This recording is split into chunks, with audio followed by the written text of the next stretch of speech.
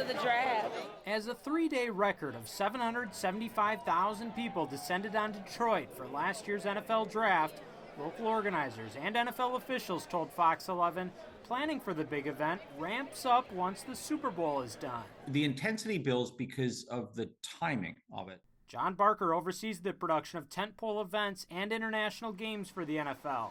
This is his 7th draft and says the process is a lot like building a house.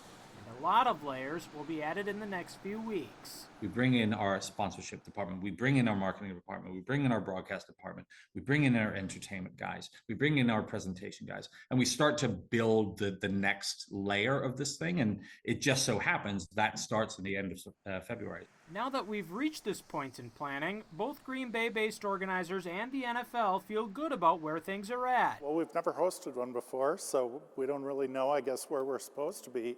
But last we were talking with the NFL, they felt we were probably 60 days ahead of where they would normally be at this point. So I think that's a good thing. We've known throughout the process the draft campus will be centered around Lambeau Field. The Titletown district will be the site of the NFL Experience, an interactive area where fans can test their football skills, check out Super Bowl rings and trophies, and enjoy player appearances. In June, Fox 11 was first to report the stage is planned to be located on Oneida Street, facing the stadium. The reason that we want to face Lambeau Field is because when you shoot into the theater, you're shooting the stage and the backdrop. But the shot that you want is that turnaround.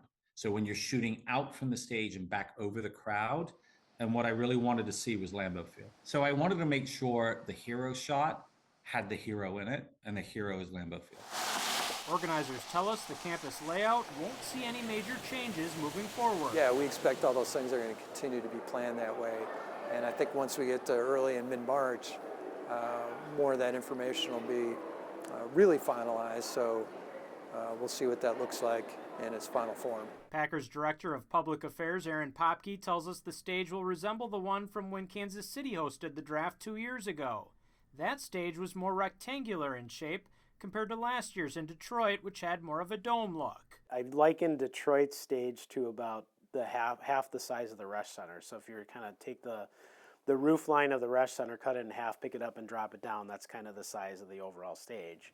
And what we're being told is that this year's stage is going to be larger than Detroit's. It helps Green Bay's draft campus is expected to be about double the square footage of Detroit's. When you were in Detroit, you saw some of those challenges that that downtown area presented for both public safety, but then the people that were attending as well.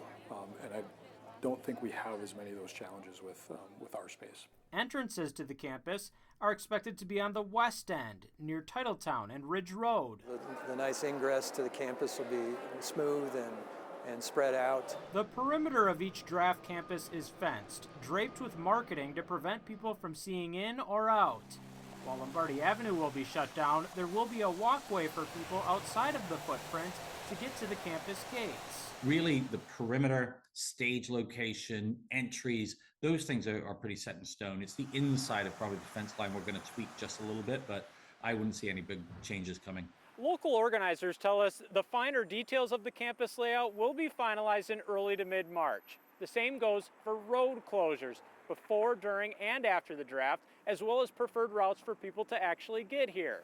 Tomorrow on Fox 11 News at 9, we'll look at those road closures, what streets will be closed, and when.